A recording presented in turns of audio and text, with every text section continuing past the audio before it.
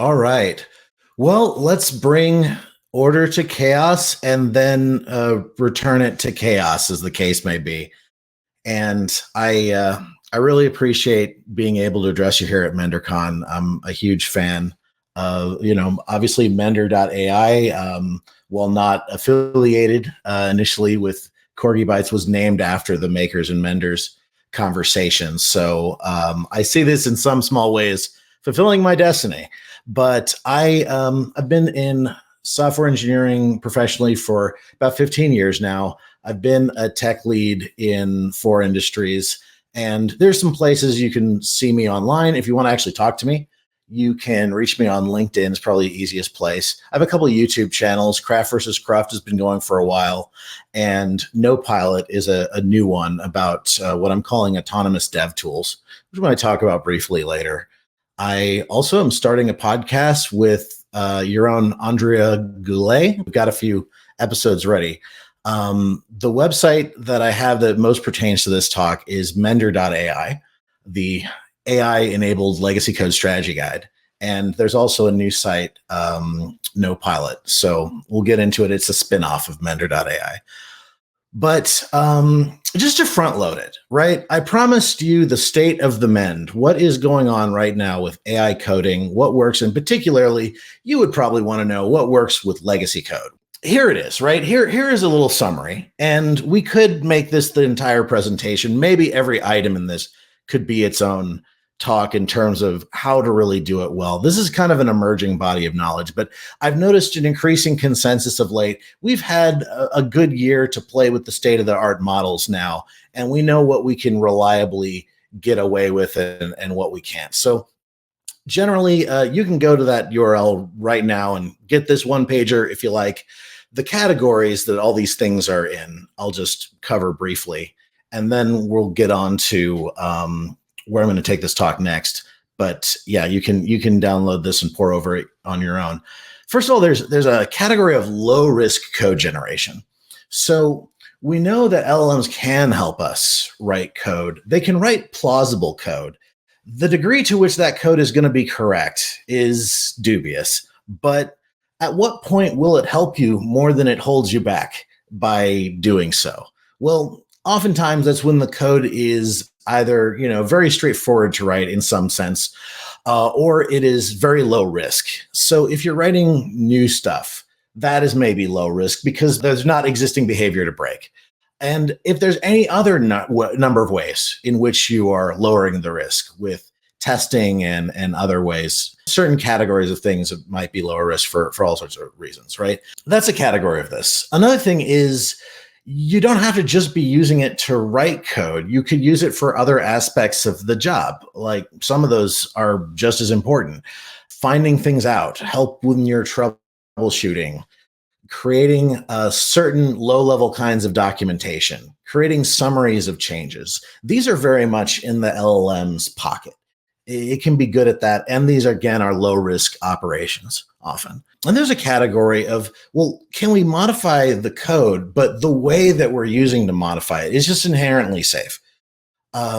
So tool-assisted refactoring is one of those. But LLMs are not such a tool. They are not a tool that is capable of reliably refactoring. Fortunately, we've got better ones, right? We have the IDE, we have syntax transformations. So for instance, if you were using AI suggestions in combination with safe refactoring transformations, as we've studied for years and years, then now we have a very interesting safe workflow. And there's other ways that you can just sort of by construction set the situation up so that it is safer than it otherwise would be to modify existing code. Another area I would call incantations. Right? These complicated command line scripts, for example, like a couple lines at the terminal. Some people have trouble writing, regular expressions. This can be helpful then. If you're writing LaTeX, it tends to be pretty good at LaTeX equations. And so these sort of fiddly incantations that rely on knowing a bunch of little boring stuff, but at the end of the day, executing it, rendering it is somewhat mechanical. LLMs, people have found, are very helpful at that. And there's a lot of hazards to this too. And I would love to field some questions on some of the hazards later if you're interested. We found a lot of things that will make it better besides just spending lots and lots of money training bigger and better models, which is something they're trying to do with mixed results ongoing. We've learned better ways of prompting. So you can go a long way by learning prompting skills. You can learn to give it context that's going to be helpful. Then it will know things beyond its, what was in its training set. And so you can get a lot of control over how these things operate. I really like, of late, giving it feedback from the environment. We may talk about that a little bit later. But you can take that with you. This is an even more crystallized direction of this is why I really started down this path. This is why I started Mender.AI. The way that people are primarily talking about using AI in coding is, to me, flawed. And it's flawed in two ways. One, they misunderstand the relationship of LLMs to coding, in that they assume that there is a time right now or there's a time very soon in which they'll just be able to do it perfectly. That's not true. There's no reason to suppose that. Another more basic problem that you will be very familiar with, people misunderstand the nature of software development itself. And one of the ways they do that is that they assume writing new code is the problem, that if we can just solve writing new code, if we can just make greenfield development super fun and efficient and awesome, then software development will be solved. And that's like not remotely true. In some cases, it's actually inversely true. In some cases, optimizing, creating new code just gives you a bigger mess later. With these, what I saw as foundational flaws in the thinking going into this direction of how are we going to change software development, I thought we need to get into the game. So I tried to, and I'm going to share with you my first year of doing so. The rest of this is going to be a little confusing. There's a lot going on here. There's a lot of different directions. And frankly, if I just presented you this nice little sheet as the state, I mean, this is all true, but it would not be the emotional truth. And anyone that says they've got it figured out is telling you wrong right now. So I don't want to misrepresent, but maybe this will motivate you to hop on the journey with me. So we've had a crazy year. Let's talk about it. An inciting event for many of us that I've talked to since, and I've compared notes months later, and we often say that this was when we really realized we needed to start paying much closer attention, is when specifically GPT-4 came out. ChatGPT had been out for a few months, but the GPT-4 upgrade was shocking to many of us. So the nature of GPT-4 is that is a foundation model. That's an important piece of the puzzle here. Let me explain why. A foundation model means that it can do a wide variety of things. GPT-4, that series, most recently GPT-4o, which was released the other week, these are they're the state-of-the-art foundation models. There's sometimes called frontier models. But when you have a foundation model, it means that you have not needed to train a neural network for this task or that task. They are trained on sufficiently many tasks. There's just this very wide variety of things. You can use this kind of all-purpose tool. So it's kind of the emergence of a new general purpose component, almost like a relational database. It's just a new piece of the puzzle you can incorporate with very little modifications. There's just a wide variety of architectures, opening up new forms of application that we can make. So that's why a new state-of-the-art foundation model is always a huge deal. It's kind of a tide that lifts all boats. That was integrated first into ChatGPT, right? And the superficial conversations we've been having with 3.5 became very lucid. The often embarrassing code snippets it was generating became shockingly plausible. And a lot of people went into, you might say, high alert. I started a website called Mender.AI. And this is a recap today of my first year of experimentation. What we need to do here is develop an intuition, because large language models are spooky and confusing. They are difficult for us to reason about. We cannot compare them to other things very easily. They are not like computers as we know them, and they are not like people as we know them either. But we have never seen something as apt at simply dealing with language as a language model that didn't have a human brain attached to it. That is profoundly disorienting. It causes us to reach all sorts of different conclusions, some of them wrong. One of those conclusions is that LLMs can code for maybe any useful value of code, right? They can for some, not for others, I would contend. But then I grew up wanting to be Mulder, but I guess I ended up a Scully kid at the end of the day. So that's what you get from me. A lot of people are more optimistic, and I just say, show me. And the more we say, show me, the more they can do things in demos and they can't do them repeatably. So you should always have your skeptical eye at the ready. When you see it do something one time, ask yourself, can it do it 10 times in a row in 10 different situations? Can it do it repeatably? Because oftentimes, not always, but oftentimes the tools we use in software development, they have to work every time. A compiler needs to work every time. So we experiment. These are some of the videos I've made over the course of that process. You're not going to be able to maybe zoom in and see them all. That's fine. I did one I'll zoom in on in a minute where I kind of redid a previous refactoring exercise. I do these on the International Obfuscated C Code Contest entries. Start with things that are just hopelessly tangled up, that you can't even read them because they've been maximally obfuscated by people who have spent a lot of energy making sure you'll never be able to read them. And I used a similar process than the process I used to untangle these by hand, but I did that using ChatGPT as part of the feedback loop. I also experimented with generating documentation for the functions in the Duke Nukem code base. And I found it was, even at 3.5, even before going to 4, it was a little bit useful at that. I think there's a future doing things like that, extracting insight from code, because what you're doing is changing knowledge that's in front of you from one form to another. You can control the error rate you get with LLM. So we find these doing these experiments. We update our intuitions. I have a commentary, Will AI Democratize Programming, that's answering the charge that this is just going to wipe the entire trade off the map. Personally, I don't believe that. And my argument for why not basically stems from studying other attempts to do so.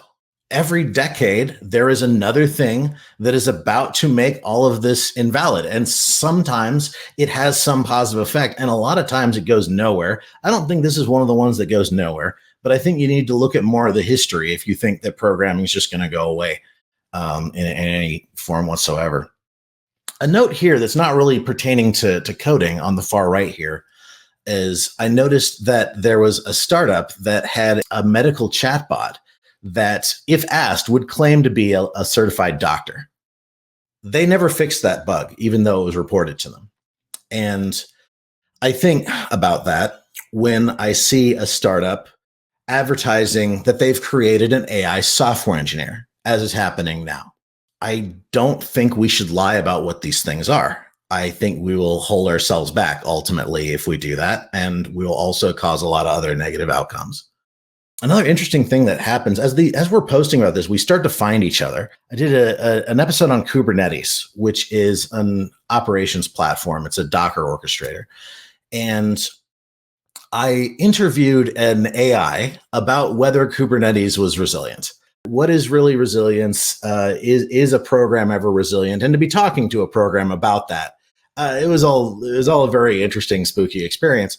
And it turns out, out of the woodwork comes my new friend, Kyle Forster, who used to be the product director of Kubernetes at Google and now runs an AI-enabled Kubernetes troubleshooting company, right? So he's also got ideas that kind of overlap with some of mine about, well, what can AI really do and what can't it do? And in what way can we just make it a better way of accessing the human knowledge that we've got? Can we make the human knowledge stay first class as we implement new workflows? So This is all to say, in a few years, any number of workflows may come out of the woodwork, but also the community of people trying to figure this stuff out as they're defining each other. And that's been really beautiful. I've talked to people who just have said that they felt alone until this or that happened and brought us together. Over the course of that, like you saw, I made a lot of videos. I wrote some code. I published several of these called MenderBot and Untangler and Mend, which at the moment are more explorations than anything, even though some of our usable command line tools.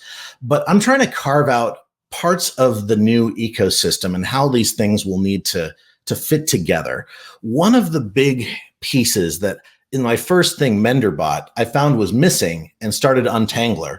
You don't need to remember these.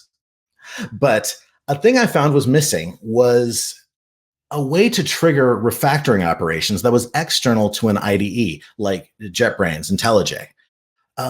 Most of our automation for doing safe refactoring is at the moment kind of bound to the IDE for only historical reasons. I believe that in order to take full advantage of the potential workflows of AI-assisted development, that we'll need to make those accessible from the command line, from APIs, to a wider variety of automation, basically. And so that's why I created Untangler, is to try to provide the first unified command line interface for doing the standard refactoring operations across languages with the same invocations. Talk to me about that later if you're curious about it. I realize there's a lot going on there. I wrote some articles. The one that encapsulates my overall philosophy is the Mechanized Mending Manifesto. I had many pivots throughout all these experiments, and ultimately I declared 2024 to be the year of formal methods. In essence, that was a response to the uncertainty that's created by having code generators that have such unreliable output. The response is to bring whatever sources of certainty that we've learned to have back into the situation. I've given you a lot of abstract concepts. Let me show you what one of these things looks like. One of the ones I think is a little more interesting. So, as I mentioned, I play with obfuscated C code. I did this before I started doing it with AI. There's this contest where they do these, the International Obfuscated C Code Contest, right? And I take things like this, which have single letter variable names and have their meaning obscured in any number of other intentional ways. And using techniques like Arlo Belshie's naming as a process, I gradually make them more and more legible until I can understand more of what's going on and am able to apply more and more meaningful names. And eventually I get a program that I would at least be able to maintain. The theory being, if you can teach someone to do that, they shouldn't fear any legacy code. They should always be able to do something useful. I reproduced a similar result that I had gotten, we'll say manually, although I was using IDE automation. I added ChatGPT to the workflow with a prompt that was not to rewrite the code because it would instantly break it if it tried to update code of this complexity. An LLM is not going to help you directly by rewriting the code in most of this here, but by asking it for recommendations, saying, hey, these are the refactoring operations that we can safely do. Would you recommend some? Would you recommend some new names? Would you recommend some method extracts and things of that nature, right? And then I will just sort of mechanically choose some of them that I think are good suggestions, and then I'll apply them. And you can watch, if you want, me do this in excruciating detail for an hour and a half. You see on screen the output that this program does is it makes this spinning text 3D donut. And we're able to do that using this ChatGPT enabled workflow. I could do it myself, but I noticed when I tried this the first time, well, it took me still a long time, but when I did it before, I had a throbbing headache. I was like drained for the rest of the day. I was barely drained at all after this. Like somehow some of my cognitive load had gone. And this was very interesting to me. Here is a different entry to that competition that won in 2020 by this fellow who actually has won this more times than anyone else. And this time I implemented a fully automated workflow, at least for part of this, dealing with the names. So you can see the animated version of this here, but just talk through what's going on. The renames here on the left, those were now recommended and then performed entirely by automation. So we're calling the equivalent API to as if you were using ChatGPT and say, hey, give me a name for this based on this context. What do you think this should be called? And then I'm using a automation that is safe to do the refactoring operation. And then before we commit, we're building it, we're running tests, right? So we're actually doing a test commit revert, Kent Beck's strengthening of the test-driven development workflow. And we're doing refactoring suggestions coming out of GPT, but executed by syntax transformations that we already know and trust. And this hands-free is able to untangle really gnarly code. So credit to Kent Beck, credit to Arlo Belshi on some of these techniques. And I've been able to glue these together in ways that we believe should be possible to apply to more realistic legacy code scenarios because it's all using tools we trust and disciplines and methods we trust. Let me check the time here. Okay. Yeah, we're good. So once again, flipping over my Monopoly board and many other people's that I've talked to, March of this year, Cognition Labs comes out of stealth mode with this demo called Devin, which they are calling the first software engineer. I've got a video called Dissecting Devin if you'd like to know my opinion on a lot of aspects of this. And I've started a website called nopilot.dev to follow this emerging ecosystem of tools. Because what a lot of people also realized who had been doing the types of experiments that I had is, yes, we are almost ready to do things like this. At least for trivial cases, we can not make an AI software engineer. That's not what this is. But we can make things that can carry forward multi-step, usefully sized tasks. And it is really interesting to do so. And what's more, there's this SWE-bench benchmark that Princeton had put out that is able to measure objectively our ability to do it, at least on certain kinds of code bases. So that got a lot of people really excited.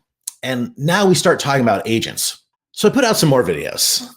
Devin dissected, and it's not the only one. There are a number of competitors, both open source, often from academia, and proprietary, that are coming out in terms of let's give you an agent that can autonomously complete a useful task, often tech debt cleanup or a bug fix or something like that.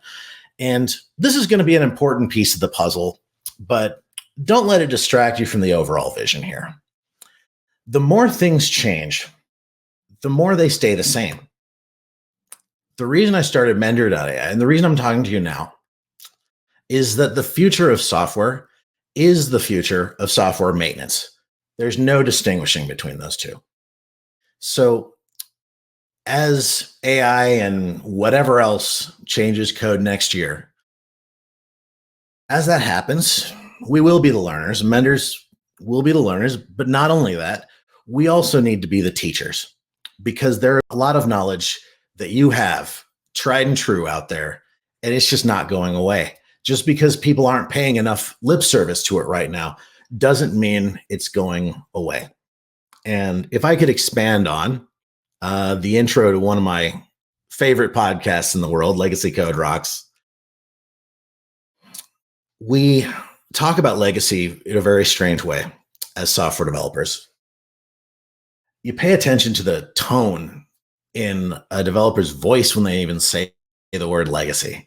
It's old, it's stale, it's brittle, it's buggy. Don't touch it, you're going to break it. But do a Google image search for just the word legacy. I dare you. I double dare you to do that. It is nothing but pages of happy pictures because in every other walk of life, legacy is a word you speak with pride. It is your impact on the world. It's what you leave behind. So let us at least make this promise. Let us, whatever tips and tricks and techniques and models and magic and chicanery we use, let us make legacy a word we can speak with pride. Let that be our legacy. Long live the Mend. Thank you very much. And let's talk after. Thank you, Ray. I think we've got some time for questions. All right, so we actually do have a question. What happens when the AI models get better? Yeah, so this is something people are always saying, right? Well, it can't do this now, or it's hallucinating now, or it can't do it, but it's going to get better. So, okay, this is true, but remember earlier I talked about how there was a medical chatbot in production somewhere that if you asked it, "Are you a doctor?" it said yes, right? Like, so that's not that the model needed to get better. They needed to fix a bug in their software. They could have prompted it differently. They could have fixed it in any number of ways. And since then, they have upgraded their software and the models have gotten better. A year later of the models getting better, but the bug remains, right? Because they didn't fix their problem. The people who were in charge of the product didn't feel it was their responsibility to fix it. So don't just rely on the models getting better. Right now, our ability to use AI models to its software is not actually limited by the model strength. It's limited by the integration of the model with its environment. So it's the product design right now that it's our limiter. And if we don't get on that, then the models getting better will not help us. And they also won't get better in ways you can easily predict. The LLMs are going to advance in however way they will. So it's not going to fix just any arbitrary problem you imagine it might. Awesome. So a question, for someone who got here a little bit late, did you happen to touch on the copilots that are showing up in IDEs that we use? And any thoughts on them and their AI approach and the Mend? Yeah. So I enjoy that. The one I use most right now is Cursor. And Copilot is, of course, the most popular and one of the bigger open source ones, because I think we should definitely be observant of open source's place in this, is continue.dev. So those are nice, but when I try to advance the state of the art, they're basically doing one prompt in response to one GUI action. And so you can optimize that, but at the end of the day, you're still doing a very heavily human in the loop flow. You're still getting a lot of garbage that a person is looking at and running themselves and troubleshooting themselves. So I think the next leap forward is moving into more of an agent type of assistant that is able to take multiple steps on its own and incorporate feedback from the environment. So it suggests some code and then, hey, it tries to run a test on it. It tries to compile it. And if it didn't work, it doesn't show you the thing that it knows it can know is already broken. And so the family of solution that pushes the assistance in that direction, I call autonomous dev tools. You also hear them called coding agents. And nopilot.dev is my website specifically to follow that area. Awesome. Another question. LLMs are limited in that they are context-free, except for the prompt. Other AI algorithms exist that are context-aware, such as all the various gameplay in AIs. Is there a useful difference that you are aware of between the styles of AI? Yes. So one thing I mentioned briefly was that I considered 2024 the year of formal methods. Now, formal methods are mathematically based, and they're a way of bringing mathematical rigor and certainty into software development. Sometimes with proofs, sometimes with many other ways. Type systems are one example of formal methods. And this is also very related to symbolic AI. Like automated theorem provers came from symbolic AI. Many things like gameplay came from symbolic AI. Logic programming came from it.